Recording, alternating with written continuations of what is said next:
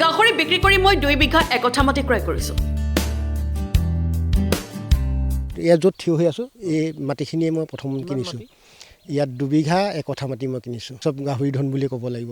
গাহৰিৰ পৰা পোৱা টকাৰে মই এখন পাৱাৰ টিলাৰো ক্ৰয় কৰিছোঁ।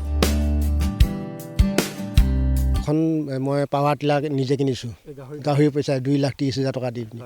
গাহৰি পালন কৰি স্বাৱলম্বিতাৰ দিশত আগুৱাইছে লখিমপুৰৰ এগৰাকী ব্যক্তি।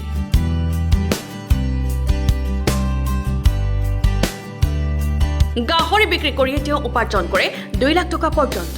প্ৰতি বছৰত এজনী গাহৰি তোমাৰ 2বাৰ জগে।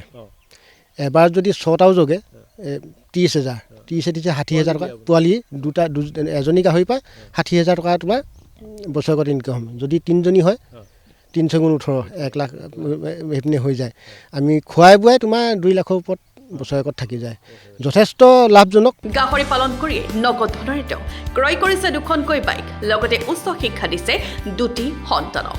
ল'ৰা ছোৱালী পঢ়াইছোঁ। ছোৱালীজনী ডিগ্ৰী পঢ়ি আছে, ল'ৰা হাইস্কুলত পঢ়ি আছে।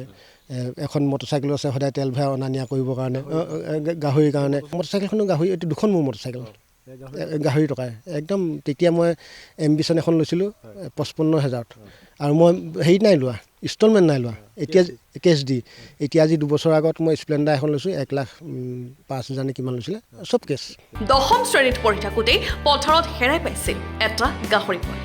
মই হয়তো কলেজলৈ পাইছিলোঁ নে মেট্ৰিক দিছিলোঁ এনেকুৱা সময়তে আমাৰ মায়ে মানে পথাৰত ধান কাটি আছিলে।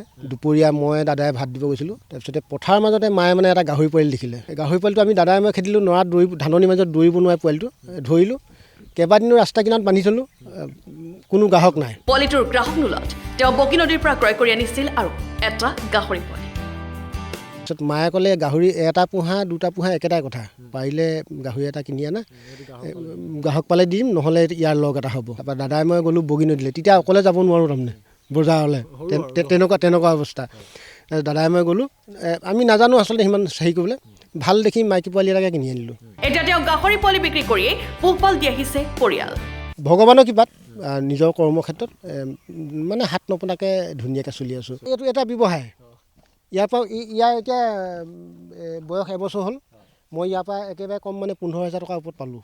ইয়াৰ পৰা মই এতিয়া গাঁৱৰ মানুহে কোনোবাই সঁচৰ কাৰণে নিয়ে, কোনোবাই মাইকী গাহৰিজনী পুহিছে, এইটো সঁচৰ কাৰণে নিয়াৰ বাবদ মোক এটা পোৱালি দিয়ে। যোনে পোৱালি নিদিয়ে এতিয়া মানে এবাৰ সঁচটো নিয়াৰ পিছত মোক 2,000 টকা দিয়ে। 30 বছৰৰ অভিজ্ঞতাৰে কষ্টৰ ফলত এতিয়া আগুৱাই যাবলৈ সক্ষম হৈছে চিদানন্দ কোঁৱৰ নামৰ ব্যক্তিজন। বহিৰাজ্যত কাম কৰিবলৈ গৈ জীৱন শেষ কৰাতকৈ নিজৰ ঠাইতে ব্যৱসায় কৰি আগুৱাবলৈ এতিয়া সকলোকে আহ্বান জনাইছে ব্যক্তিজন। বিদেশলৈ যাব নালাগে, বিদেশলৈ গৈ ডেড বডি আহিছে। আমি নিজে সদায় নিউজত দেখি আছোঁ। আৰু তাত গৈ পিনি নেখাই নবৈ লোকৰ ভয়ত কাম কৰি ৰুমত সোমাই থাকি পইচা ঘটি ঘৰৰ মানুহে সেইটো অনুভৱ নকৰে। তাতকৈ আমি নিজে লাজ নকৰি নিজৰ পথাৰত নিজে খেতি কৰি স্বাৱলম্বী হ'ব লাগে। সঁচাই নৱপ্ৰজন্মৰ আদৰ্শ কোঁৱৰ গাঁৱৰ চিদানন্দ কোঁৱৰ নামৰ এই ব্যক্তিজন।